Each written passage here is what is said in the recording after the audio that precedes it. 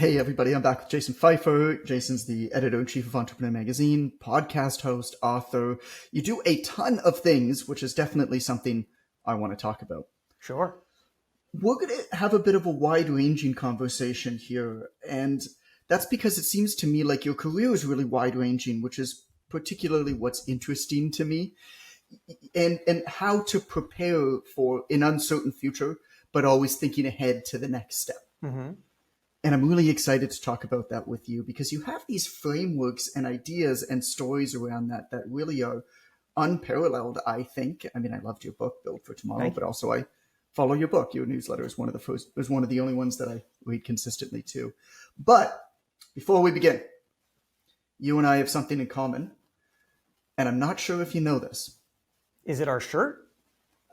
Our shirt is in common. I didn't know that. I wasn't prepared for that one. But we're both pretty short Jewish guys, who are married to women who were actively looking for somebody taller than them at that time. I do not remember discussing this with you, but we have never discussed this, but it was in your book because you gave the example of your wife, who's phenomenal. I had the opportunity to get to know both of you the first time that we met. And she's awesome. But you gave the example of when you met and she was on a dating app and she has set her constraints of the dating app to a taller height than you. Yeah. And you said, here's the quote from your book, and where I want to go with this. You said, if you look ahead too narrowly, you'll miss all the promising off-ramps in your periphery. Mm-hmm. Tell me about this. And you and Matthew, tell me about this idea of goals versus constraints versus looking. It's so easy to set filters these days of exactly what we're looking for. And is that a good thing that we do that? Yeah, what a great entry point, and it's a delight to be here with you. And I'm just so proud of you and all the things that you've built. Oh, thanks, man. I got to say, the first time that this particular insight really crystallized for me was a long time ago. I used to guest lecture in a lot of journalism classes at colleges. And this interesting thing would happen, which is that there's always one or two students who, they're aspiring journalists, one or two students who had a very hyper-specific idea of what it is that they wanted to do. They'd be like, I just want to work at Entertainment Weekly. Right. I just want to be at GQ. So how do I get there? Interesting. And those questions, I then started to I started to think about my own journey and how the things that have been most satisfying to me were the ones that were not on the known path. They weren't on the map. And I thought about how, had I entered my field with a hyper-specific idea of what it is that I wanted, I would have turned down every possible opportunity that didn't match that very narrow definition. And I have met people who did that. I have a friend who did that, and he got, after a long time, to the place that he always wanted to be. And it turns out that it wasn't anything like he thought it was. It wasn't nearly as satisfying. It wasn't nearly as fun. And he felt totally lost because he has oriented himself completely around that. And then I started And he has so much sunk cost in that too. So much, right? Because you feel like you have to stick around because you invested so much in it. And Malcolm Gladwell told me this line that I probably put right next to what you wrote, or what you read of my work there. But he told me self-conceptions are powerfully limiting. That if you have too narrow an idea of what it is that you want of yourself, then you will discount all the other things around you that could be more satisfying. So I like to think of goals not as something to reach, but rather as something to move towards. You think about, if you're lost in the woods, it doesn't make sense to walk around in a circle. You'll get nowhere. You got to pick a direction. You got to go somewhere. Yeah. So the goal is the place to move towards, but you should not anchor everything that you do based on that goal, because as you move and grow and develop, you will discover other things that might actually be better than that goal. You need momentum. You don't necessarily need a destination. So this segues well into something that I was going to get to a little bit later on, but I'm glad that you got there. You make the distinction between somebody's skill and the skill set that enables them to do their job, Mm-hmm. and the difference between the two. I'd love to know, because you gave such a good trajectory of your own career, from working at Magazine Boston to messaging who was that big shot editor who basically said, "If you ever work here, I hope that I'm gone." To Alan Siegel at the New York Times. but you've been, I mean, in your industry in journalism, we know a lot of the same people. A lot of them are struggling to figure out, because the skill that they are so good at all of a sudden now, unfortunately, and I don't like that this is the case, but it is, it's just not worth as much as it used to be worth. And you've been able to leverage your skill and continually evolve and build that into new things. I'd love to just like the trajectory of that and how you think about that in this industry that you don't have to go very far to hear journalists yelling about how they're being unfairly treated. Yeah. And it's not just journalism, it's every industry, right? Because that's not, I mean, journalism is a kind of uniquely fragile right now. But, you know, every industry has its ups and downs, and everyone gets into a particular space and then it's not exactly what they thought, or maybe it's exactly what they thought, and that's good for a little while. And then something about it starts to change and they start to feel like they're being threatened because the way in which they operate is changed. I remember, for example, just to put this in a completely different context, I remember being hired during the pandemic by a large pharmaceutical company. They wanted me to come in and talk to their sales team, virtually at the time, because their sales team always thought of themselves as in-person sales folks. And now they're having to do it virtually. And they're thinking to themselves, but that's not what I do. I'm not a virtual salesperson. I'm an in-person salesperson. And I needed to get them to a different place, because if they think of themselves as too tightly tied to the roles that they occupy or the tasks that they do, then they will think of themselves as instantly outmoded, outdated, disrupted. But like you said, John, there's a skill set that's underneath the task or the skill that you generally identify with.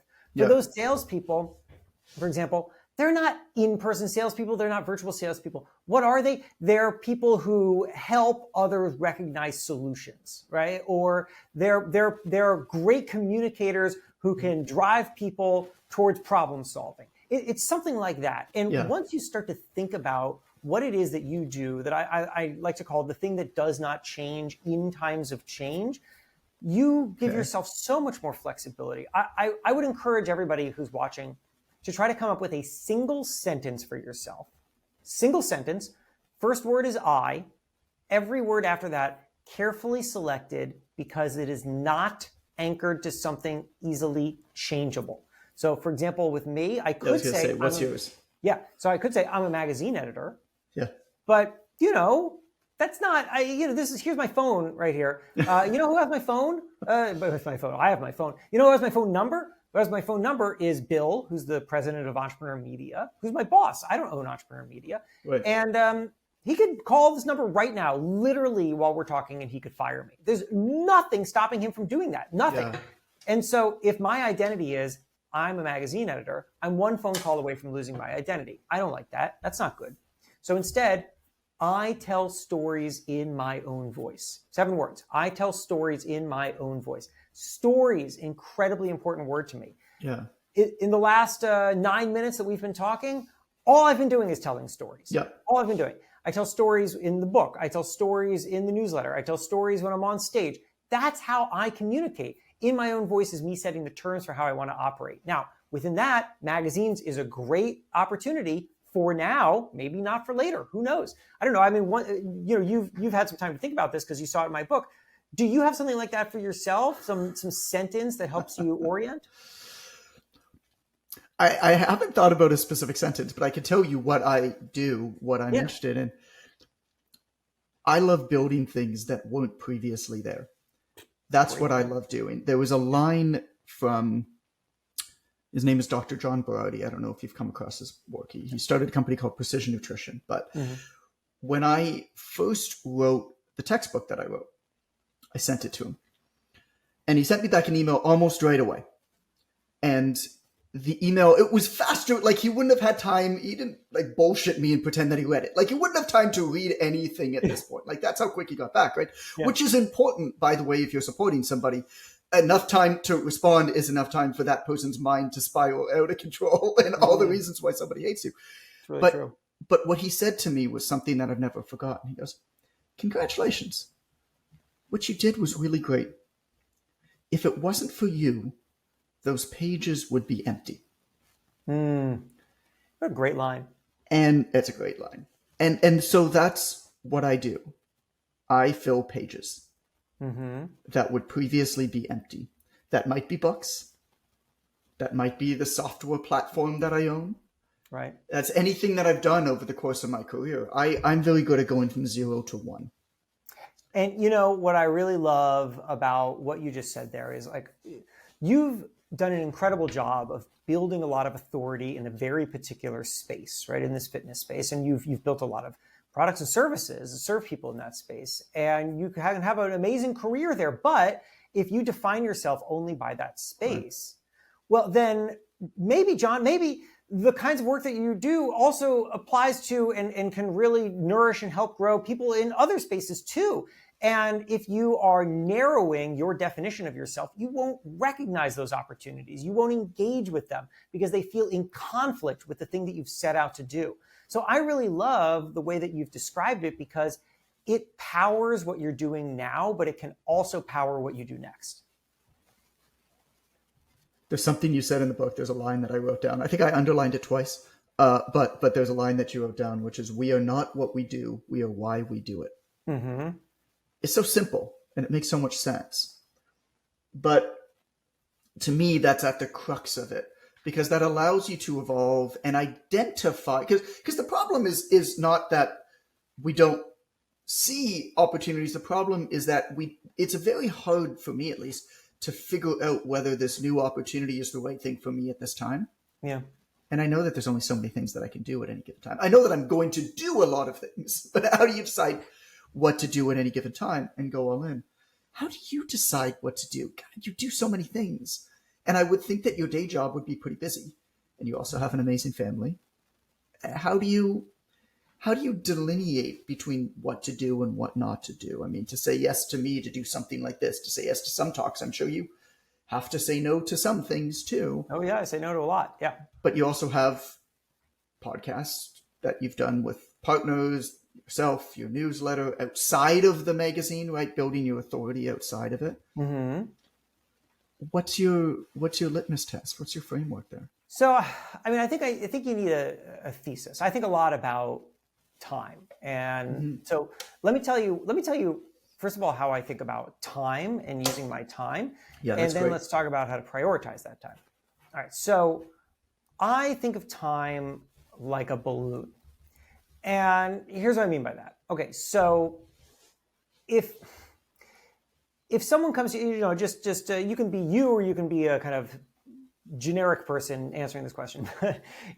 If someone came to you and said, John, this would be a great thing for you to do. You should start I have no idea. You should start a new YouTube channel where you do whatever, right? What's the very first thing that you're going to think about? The reason you're going to say no to that? I mean, I have thought about that, so I can tell you. So maybe this is a different example. I think that somebody can go from okay to good at just about anything. I think there's only a few things that somebody can go from truly good to great, and it has to do with their natural energies and attributes.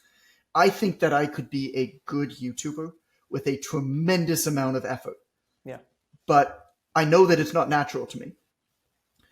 I think that I could become a world-class writer with a tremendous amount of effort. That's going to take decades. I'm not there yet. Mm-hmm. But I don't think that it would be possible for me to get world-class at YouTube or video production. Right? I think that it's possible for me to get world-class at writing eventually. Yeah. Talk to me when I'm 60. But No, I love that answer. That's a great answer. It kind of goes in a somewhat different direction than I was going. So let me explore that for a second, and then I'll veer back. Yeah, I think what you just said is really important there, which is to recognize this term that I didn't come up with myself, but what's your zone of genius? Because you want to live inside of that, and that means that it's okay that you're not as good at other things. It's okay. It's okay. It's fine. I mean, I remember talking to Mark Randolph, who was the first CEO of Netflix, co-founder, first CEO of Netflix. Oh, cool. Okay. And back when they were mailing DVDs, like back in those days. Yeah. No, back at the very beginning, where that was the concept, was mailing DVDs. And he, after I can't remember what it is, but a year or two of running that company, his co-founder Reed Hastings comes into his office one day and says, "Hey, can I do a little PowerPoint presentation for you?" Mark says, "Sure." Okay. So Reed sets up this PowerPoint presentation, and it's about Netflix and how it's going. And the punchline is basically that Mark should step down as CEO and Reed should take over. That's a hard punchline, Okay. And then Reed leaves Mark with his thoughts, and Mark, again, the CEO of the company, sits, and the office closes down around him, and he goes home and he has some wine with his wife. Were they 50-50 partners, but Mark was the CEO? They were, I don't know if it was, I don't know exactly how they structured it, but yes, the two of them were the co-founders. Got it. And at the time, Mark was the CEO, and Mark Randolph was the CEO, and Reed was a co-founder, but I don't know what his... Not the CEO. Okay, yeah. So Mark went home to have a glass of wine with his wife. So Mark went home to have a glass of wine with his wife. Yeah. And he realizes that Reed is right. And the reason why Reed is right is because Mark has a skill set. And that skill set is taking something from idea to execution. Mark is an amazing early stage leader. And that's a hard thing to do. It is hard to turn an idea into a business. Mm-hmm. But what Mark is not, he had to accept, is he is not the scale CEO. He's not the guy who takes it from existing to the moon. Maybe Reed is that guy. Reed was proposing that he was that guy, and it turns out that he was right, because what happened was that Mark stepped down, Reed took over, and he took it to the moon. He's done okay. And it was exactly the right decision. But once Mark realized this about himself, it wasn't sad. It was liberating.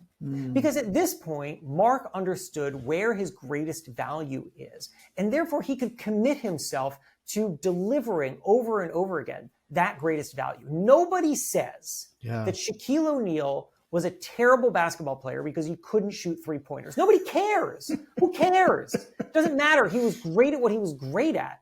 And everything else is just what it is. Did you ever see the meme of Shaq posing in front of his new boat, and he says, "Tell me what I should name this"? And the first comment with like 10,000 likes is, "You should name it free throw so you'll never sink it." Perfect. It's perfect. And you know what? Shaq had a good attitude about that stuff, because he knew what he was good at. And he wasn't good at this stuff, and that's fine. And you and me, we think about the things that we're good at and the things we're not. What you just articulated is something very similar to me. I also don't have a YouTube channel. The reason is because it's not my zone of genius, and it would take too long to get there. And I'd rather spend my time on the things that I know I can have a more immediate impact on. Yeah. And so I think it's just like, it's very valuable to recognize what your strengths are and embrace them. And embracing them means also embracing what you're not good at. Yeah. But good news, other people are good at that stuff. So leave it to them. And there's lots of things that work. I say in the book, the Obvious Choice book, right? I say in that at the end of one of the chapters is, there might be an objective capital B best way to do something. There might be. First of all, even if there is, you wouldn't even recognize it if you do it. Number one. Number two, even if there is, as a thought experiment, there are also a huge amount of lowercase ge good enough ways that work just well enough too. Yeah. And for most people, as long as you're not trying to become this billion-dollar unicorn, lowercase ge will work just fine. Mm-hmm. You just got to find out the right thing for you, and then I walk through a process for finding that. But I think that's the message to me. And also, it's like, somebody could interpret what you just said there. And by the way, I'm being mindful of, I want to go back to the time thing, but but somebody could interpret what you're just saying there as endorsing settling. Oh, you Yeah. settle for good. But there's another way of looking at it, which is that there's value all along the chain. And sometimes doing things at certain levels requires certain sacrifices that you may not want to make, or it requires being a kind of person that you don't want to be. I mean, you and I are both in one way or another in the kind of personal brand business. And, we both, I'm sure, know a lot of people at the very, very top of that, the big, most famous names. Yeah. And I know some of what it takes, not all, of course, but I know some of what it takes to be those people. Yeah. And I don't want that. And what their life is like. I don't want that life. Yeah. I don't. Yeah. I want to be home with my family more. And also there is, I mean, there's at least just speaking for some of these people, there is a hole in their lives that they are constantly trying to fill. And it drove them to be as big as they are. And I'm happy to not have that hole. I mean, I've got my own holes, don't get me wrong, but I don't have that one. And we're gonna pull that one out. That's just gonna be gonna be a video on the internet. Just, I have my own holes. I have holes. Right, let's not take that too out of context. So I like, it's fine. I look at that stuff and I think, I'd like to be further along in this thing or that thing that I'm doing, but also I'm happy to have not made the specific sacrifice that I know it took to get to one place or another. But look at how cool what you're able to do. I mean, you wrote an amazing fiction book with your wife. Yeah. You have a great family. You're able to have all these stories from all of these people doing interesting things and still have time to show up with schlubs like me on these events. And what I want to talk about is like a little bit later on is find ideas and interesting stuff to talk about in your everyday life. Oh yeah. And to showcase it without the pressure of saying, how am I going to produce this into some cinematic experience? Yeah, totally. We'll talk about that after. Yeah, let's talk about it. So here, let's close the loop on this. I'm going to go back to time. All right. I said, for anybody who even remembers this, I said maybe 10 minutes ago, time is like a balloon. And I'd ask you, what would you do? What's the reason why you wouldn't do something? A typical answer, it's almost like a trick question. The typical answer is, I don't have the time, right? Yeah. Oh, I don't have the time to do that. And it's true. But what does I don't have the time mean? Like, what's the opposite of that? The opposite of that is you have 3 floating open hours every day that you can fill. But nobody has that because of Parkinson's law. Parkinson's law is work expands to fit the time allotted. So no matter what work you're doing, it will expand to fit all of your time. So you cannot evaluate future opportunities based on whether or not you have the time right now, because you don't. So what's another way to do it? Well, let's think about a balloon. Just like I can't say I have the floating time. You know how you do not inflate a balloon? You do not inflate a balloon by stretching the balloon out to make room for the air. That doesn't make any sense. It doesn't work like that, right? Instead, what you do is that you blow air into the balloon and it expands, because a balloon expands under pressure. Time also expands under pressure, which is to say that when you add more things, your time becomes more valuable. How? Well, it's not that you get more time. Believe me, I have tried to squeak more hours out of the day. It doesn't work. But what you do is that when you add something new of value, it forces you to reconsider how you're spending your time in every other way. And you start to think, is this an effective use of my time? Is there a way that I can do this more efficiently? Is it time now to spend money on someone to help me with this? Is there a project that I'm doing right now that actually has reached its maximum value to me, and it's time to set it aside?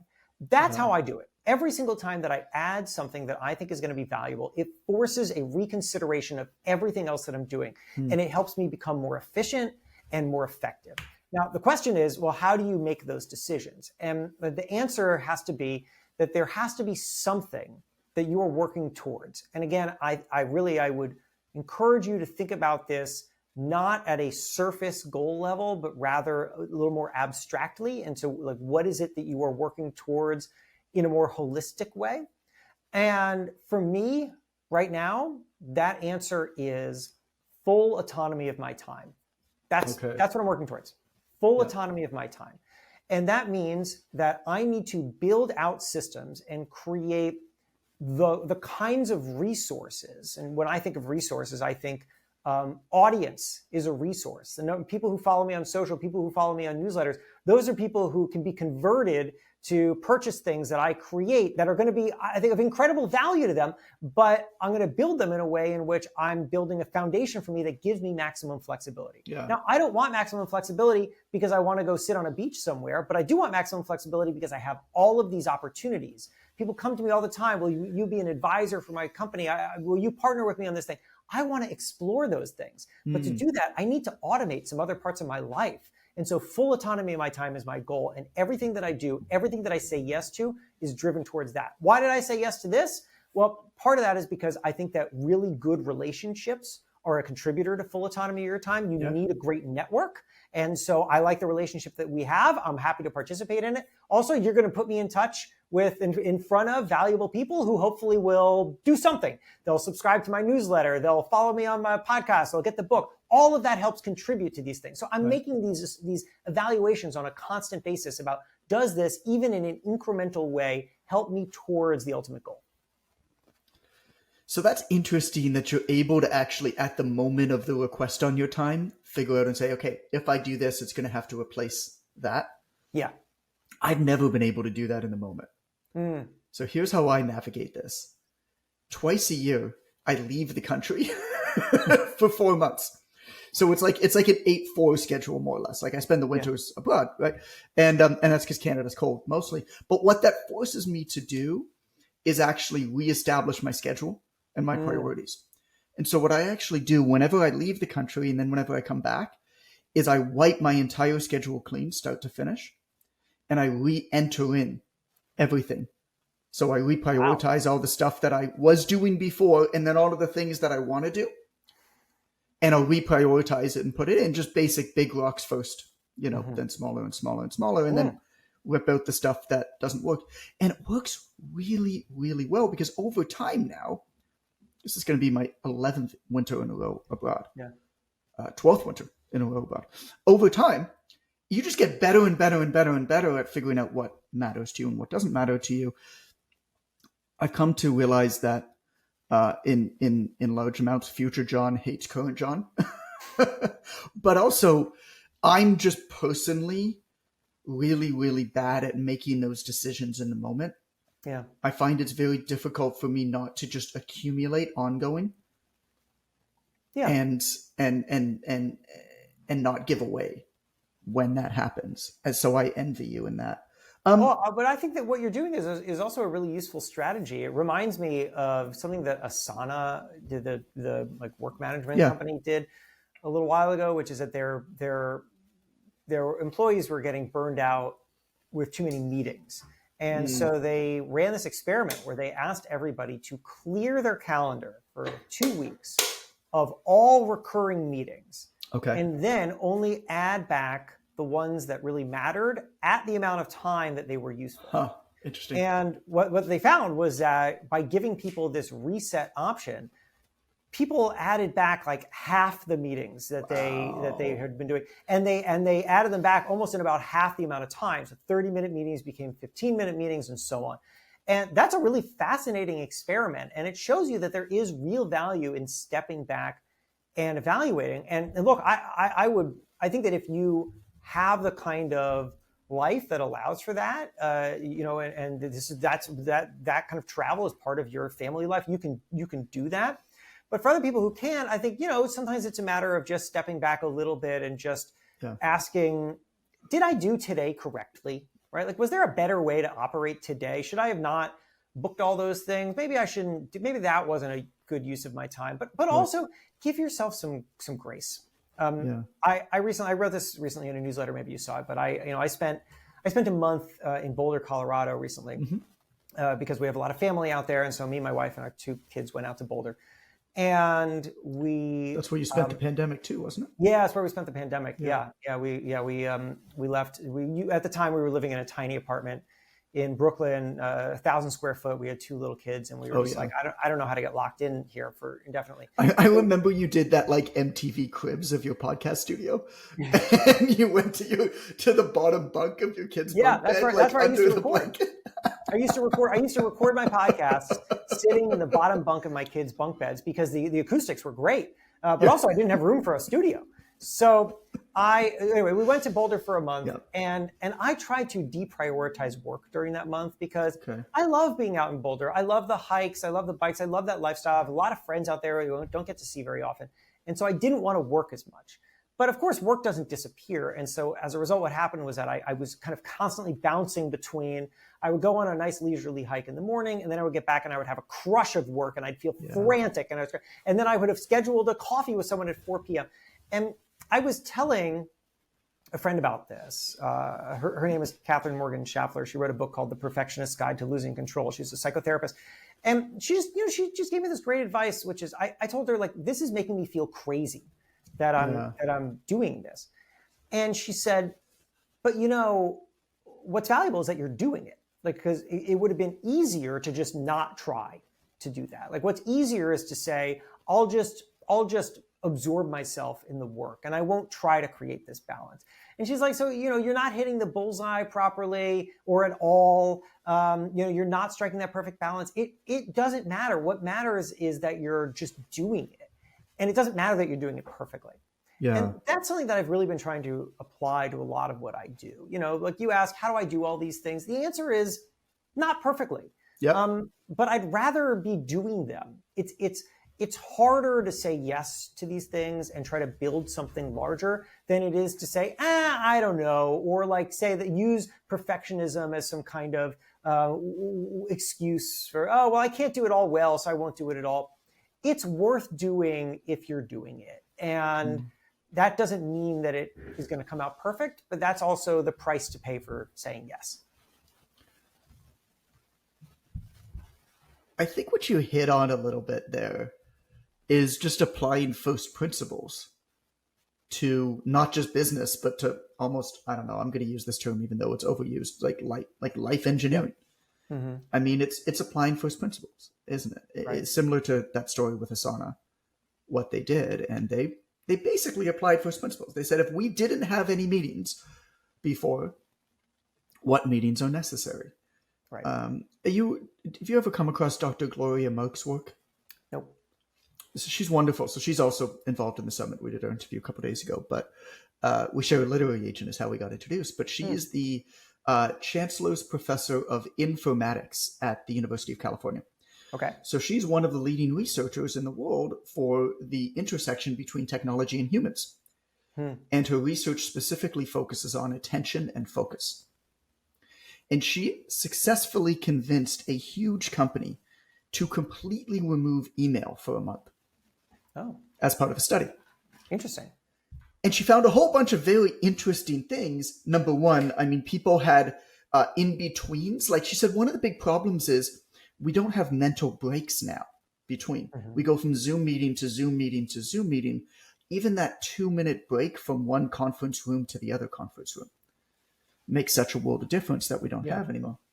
But she also said that there were fewer requests that didn't matter on people's time. Because if you have to get up or get on the phone and call somebody and ask them to do something, you're whatever, if you're somebody's superior, you're only going to assign them the stuff that really matters. It's almost, in Richard Thaler's words, it's almost a nudge, self-selecting for the stuff that matters. And so it goes back to what you were talking about with Asana. Immediately, I got reminded of the conversation with her and her wonderful book too. But this idea of first principles, it sounds like kind of what you did in Boulder. Like, it doesn't have to be perfect, but it's a reset. It's a recalibration, isn't it? Speaking of imperfect action, you got kicked out of a restaurant for wearing shorts? Didn't expect the transition. Yes, I did. I'm good at segues. Just recently. So it was a little more than a restaurant. It was it's this place called Casa Cipriani. It's a private club. Driving through the mud. Private club, $4,000 a year. I'm not paying that. Yeah. Fancy people pay that. And I was invited to a business lunch there, and I showed up and I was wearing shorts. I'm wearing shorts right now, sure. And they wouldn't let me in. I'm wearing slippers right now. What's that? I'm wearing slippers. I'm wearing Crocs. Yeah, there you go. I'm wearing Crocs. Right. I work on my feet. Crocs are very comfortable. So they wouldn't let me pass the door. They told me that there were no shorts allowed after noon, which doesn't make any sense. Like why, like what happens at 11:59 exactly? Yep. Is there like a mass exodus of people who wear shorts? It's so stupid. So anyway, I put that out on social, which is the reason you know that, and yep. It's very interesting. It sparked a giant conversation. But to me, the most important thing here is, it goes back to something that I learned when I was first learning how to be on camera. I was at Fast Company at the time, and I was learning the basics of camera work. Okay. Eye contact with the camera, how to move, how to talk, and so on. And I asked the director, this guy named Scott, I said, Scott, what should I wear? And Scott said, you should wear whatever makes you comfortable, because the thing that's going to come across isn't what you're wearing. The thing that's going to come across is, are you comfortable? Yeah. So wear what's comfortable. And I have applied that to everything. And this isn't just like me giving fashion advice. That's a metaphor for everything, isn't it? Yeah, exactly. I'm the last person to give fashion advice, but it's a metaphor for everything. Yeah. And it's how I show up. And I have made very, very calculated decisions that if there are environments that I'm not comfortable in, or that maybe don't like me as I am, then it's probably not the right fit. I've been interviewed for other editor-in-chief roles, and they were looking for someone who was not me, who acted and thought differently than me. And I thought, I don't want that. I don't want to show up every day and be somebody else. And I'm willing to turn down opportunities that don't match it. So Casa Cipriani, you can keep your stupid club. I'll go somewhere else. You're so good at idea generation from these everyday activities, and constantly across your social media and in your newsletter, you're able to pull out the lesson or the message, or even just like the funny point or the conversation point out of things that you just come across in your everyday life. I mean, part of that might be just like you're in New York City and like interesting things happen, but I don't think that that's it. It seems to me like you are just uniquely very good at this. How do you think about idea generation? How do you capture it? Like something happens. Do you have a notepad? Do you just like, this is funny? Do you snap a picture? Like, how do you think about this idea of capturing? Because it's not fancy what you do, but you get it out there, and you get it out there quick. Right. Thank you. I appreciate that. So, okay, a couple things. Number one is I worked, as you know, our mutual friend Adam Bornstein, I worked at Men's Health. That was my first national magazine job was at Men's Health. Yep. And Men's Health is what's called in the magazine world a service magazine. It is completely about giving advice, and it's written often in the second person. It's written you. It's addressing the reader. Yeah. And I'll tell you, at the time I hated it. I hated that kind of writing. Because I found it to be a little dull and tedious, and you're like jamming all these studies in. But what I picked up from it was this pattern of how to write, in which you're constantly turning to the reader, and you're introducing something, and then you're finding a way to make it useful to them. And I didn't enjoy doing that in that context, because it wasn't my subject area and it wasn't my style of delivery. But years later, so you're constantly. Let me dwell on that point a little bit, because that's really interesting for me. I'm always fascinated with how like real people who know what they're doing do, as opposed to me, who's just like made it up the entire way and like self-published myself for the last 12 years. And so this idea of every time you look at a point or come across a study, you're thinking, how is this going to benefit somebody else? More or less. I mean, what I'm thinking of is I've got a thing that I want to share, but what's the bigger idea behind it? What's the way in which I'm going to communicate it? Now, there are a couple things here. I mean, we can get into tactics, and if it looks like I'm on my computer right now, I am, because I'm trying to find a very specific example and see if I can find it fast enough. What I'm looking for is an example of what I've come to call bricks and mortar. Okay. And bricks and mortar is a style of writing that I didn't invent it, but I kind of developed it for myself. Mm-hmm. And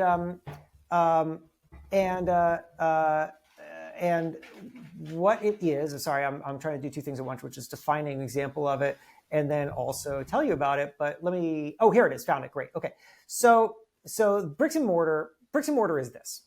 Bricks and mortar is, I think, that good service-oriented communication where you're delivering value to people. Yeah.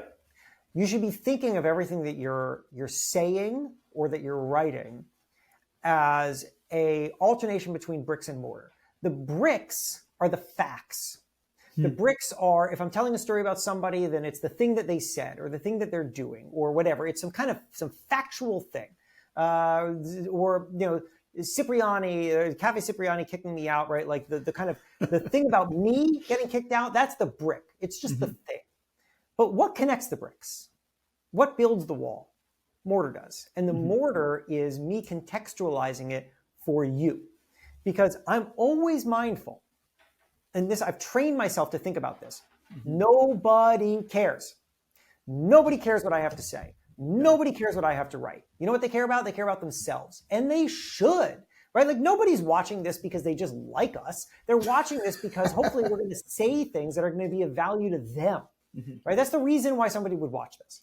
So I want to always be mindful that I can't go on for too long about me because nobody cares. They care about them.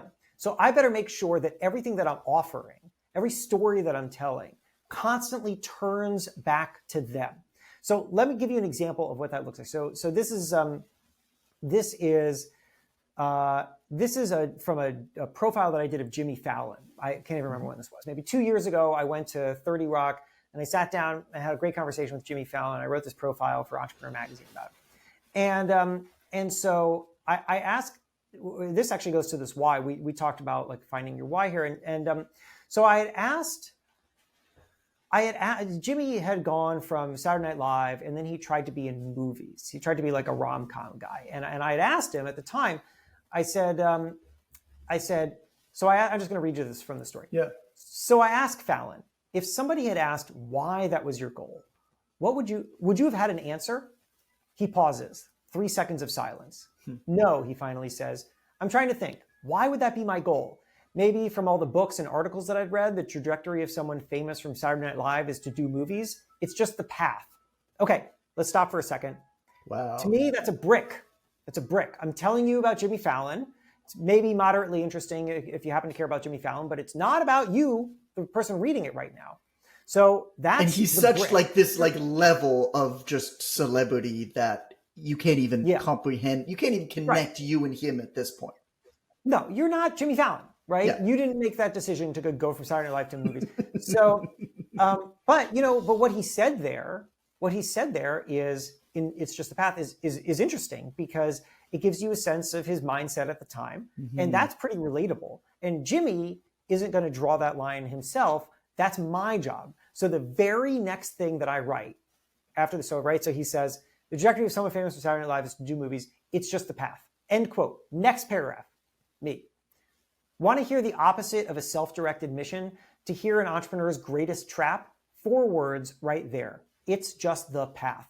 Not your path, simply the path. A path, some path, a clearing that other people make for their own purposes, not for yours. That is the path through an unimaginative life and away from the satisfaction of a risk taken.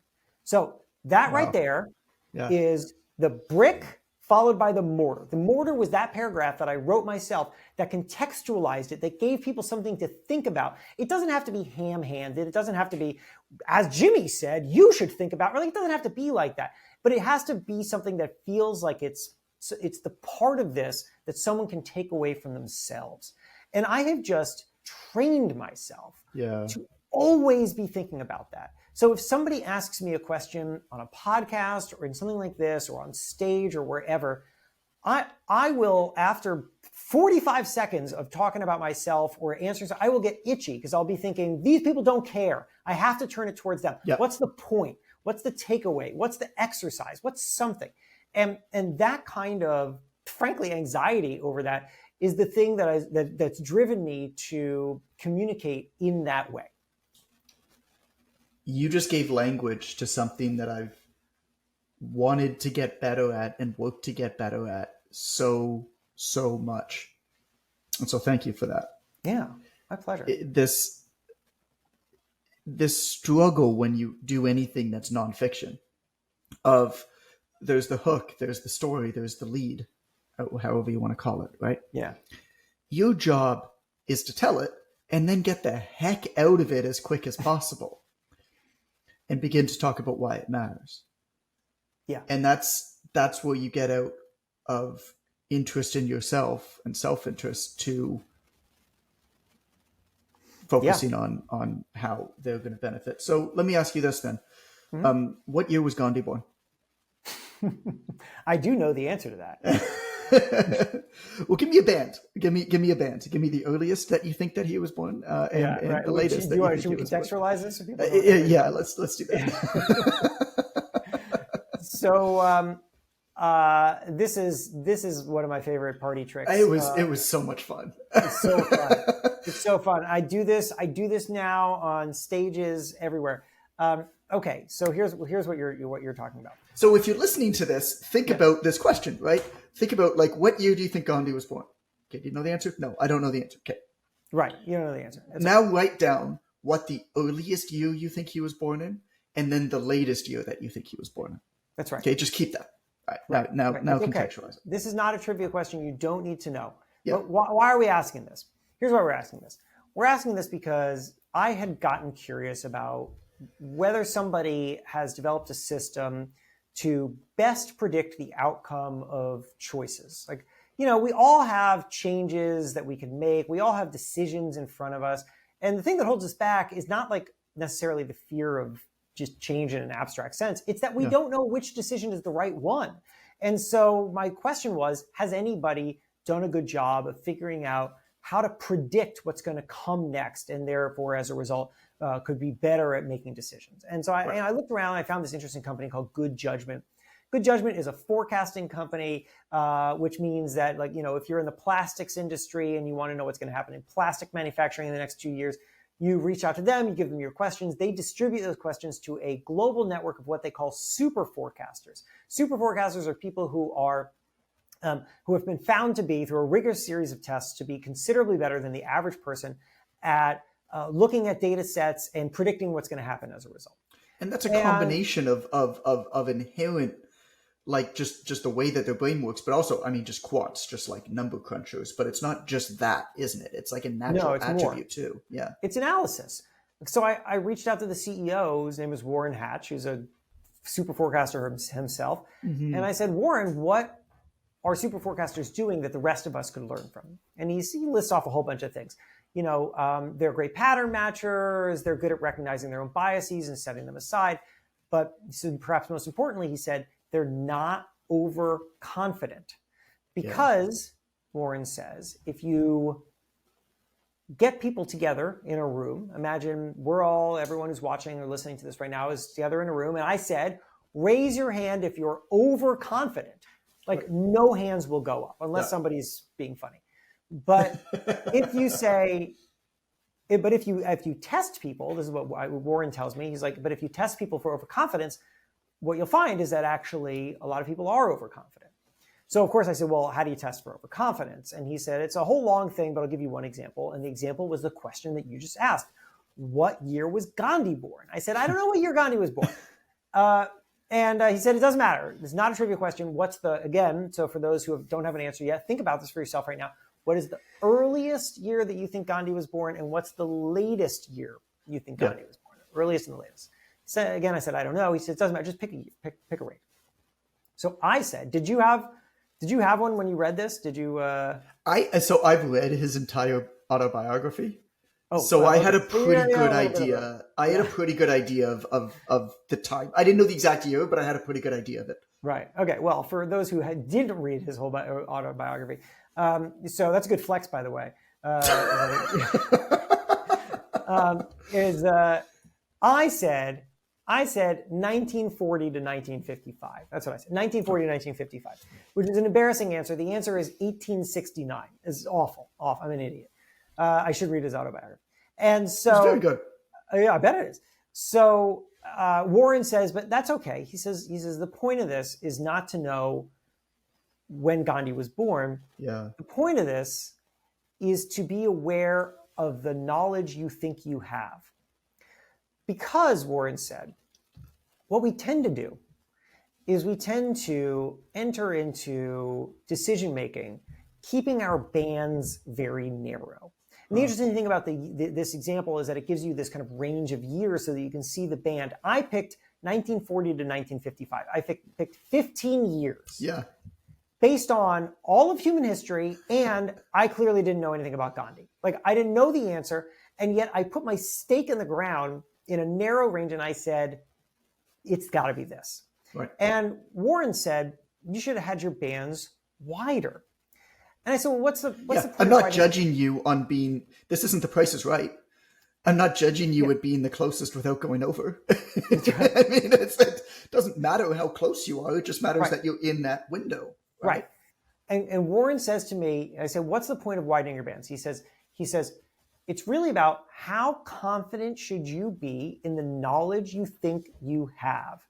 Because if you make decisions that are not based in reality, they are going to compound. You're going to say, well, I know this. And then because I know this, I know that. And because I know that, I know that.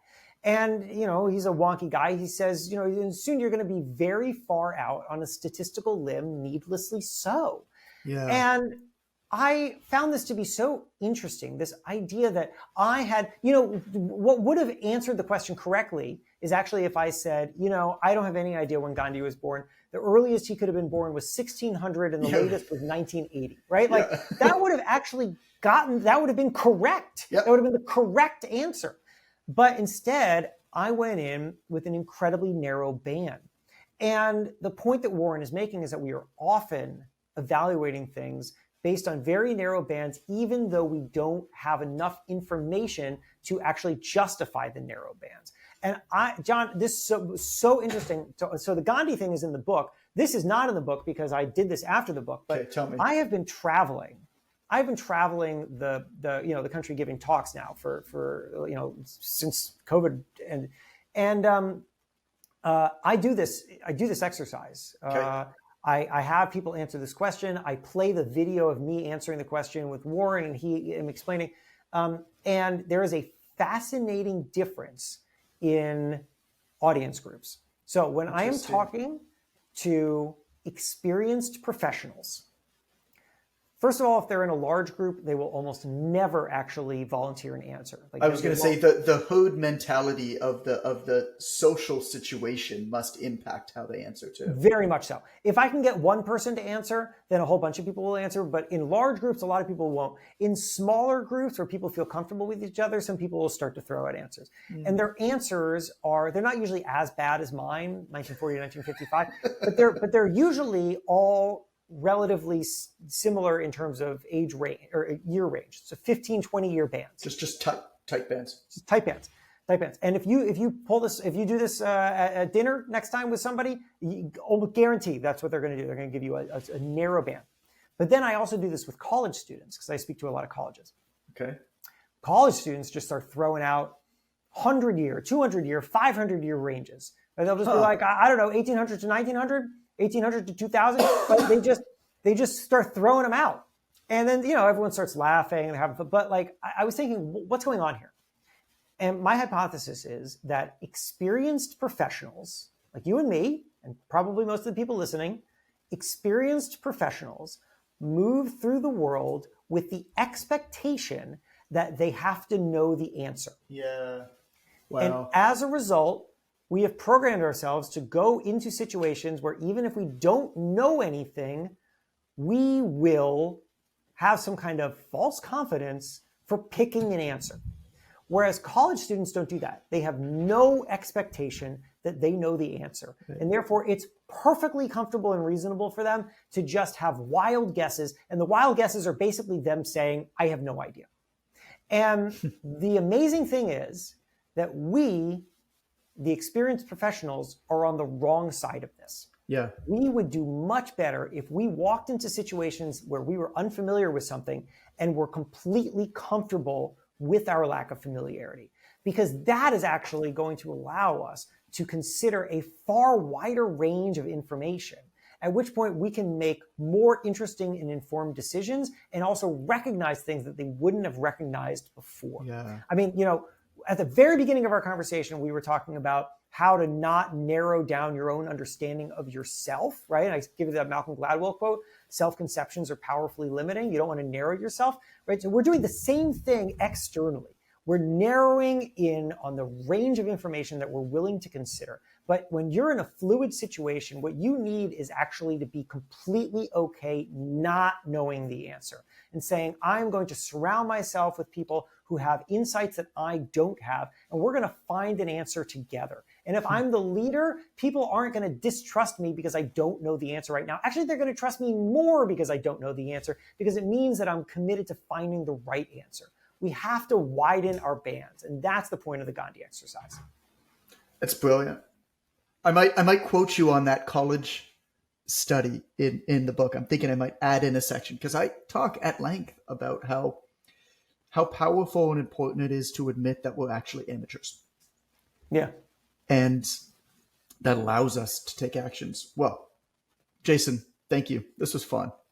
This was fun. I really enjoyed going deeper. I mean, I really loved your book, obviously, and everything that you do, but this is really fun to go deeper with you. We haven't had this opportunity for a little while. So I know. I appreciate you. I appreciate your work. I'm grateful for everything that you put out in the world. It's beautiful, and I look forward to more. Thanks, man. Well, thank you. I appreciate you, and appreciate everyone who spent some time with us today. I hope some of the mortar was useful, if not the bricks. If not the bricks. Cool. Talk soon, man.